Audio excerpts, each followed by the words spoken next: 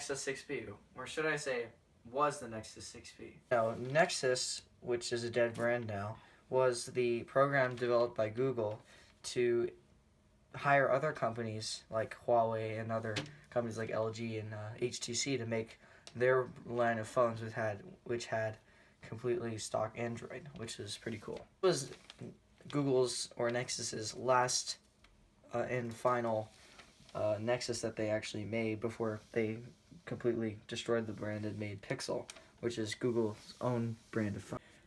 So this is a 5.7-inch display that is Gorilla Glass topped with 2560 by 1440p resolution. So on this side we have the SIM card slot, and on the other side we have all the actual buttons, which include the power button and the volume rocker.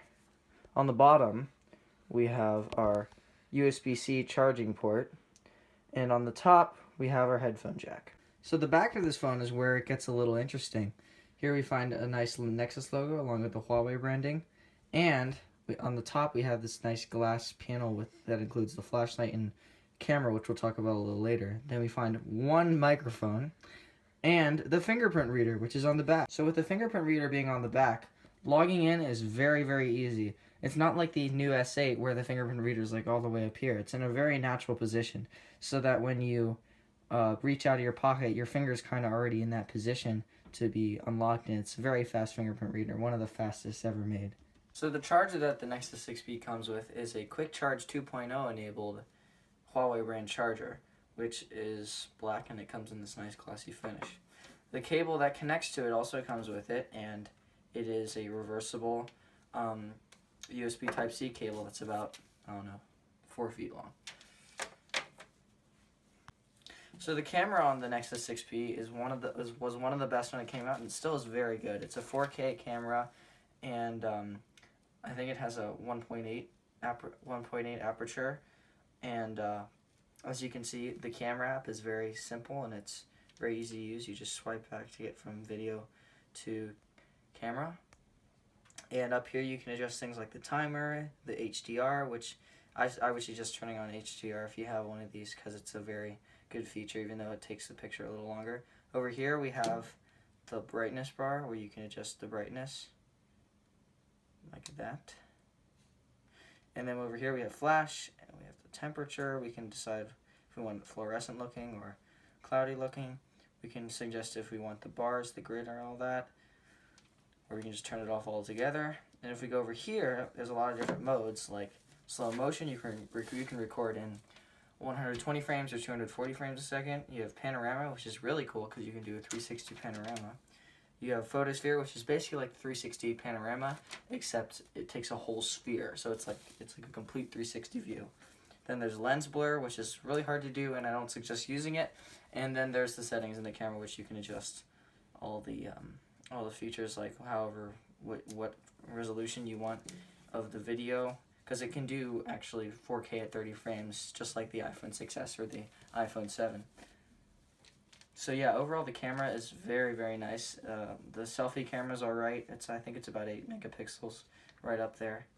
So here are some photos that we took on the Nexus 6P. As you can see, the brightness and color contrasts are very good, and overall the phone takes very, very nice pictures.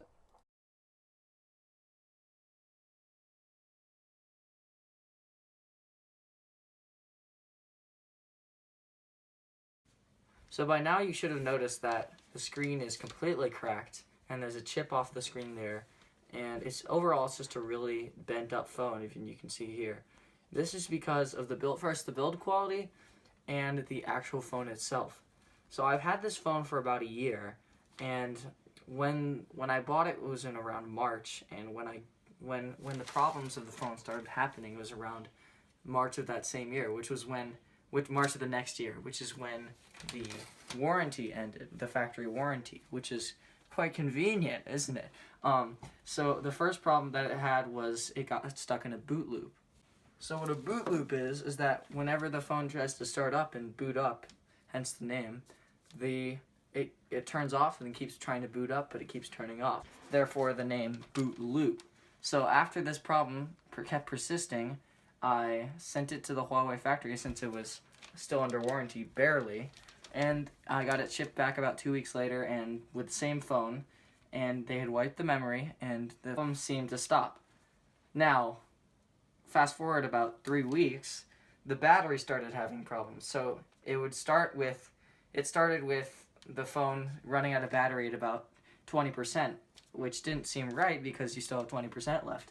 And as the days kept going on, the phone would keep running out of battery shorter and shorter. So eventually it got to the point where it would run out of battery at about 70%, which was ridiculous. And so at this point, the warranty had run out, and it was past the warranty date. So I really had no choice other than to buy a new phone. And other problems that started coming up as well as the battery as well, like this completely bent, if you can see that, this completely bent side chassis part that was protruding out of the area where the volume rocker was. Speaking of the buttons had completely stopped working almost. Like there was no tactile feel. Like if you press it now, there's no tactile feel of the button.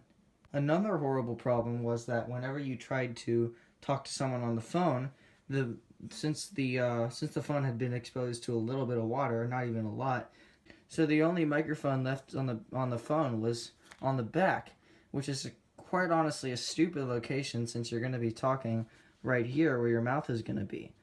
And therefore this made calls extremely hard, and no one could hear you talking when you were trying to talk to someone on that. Phone is trash.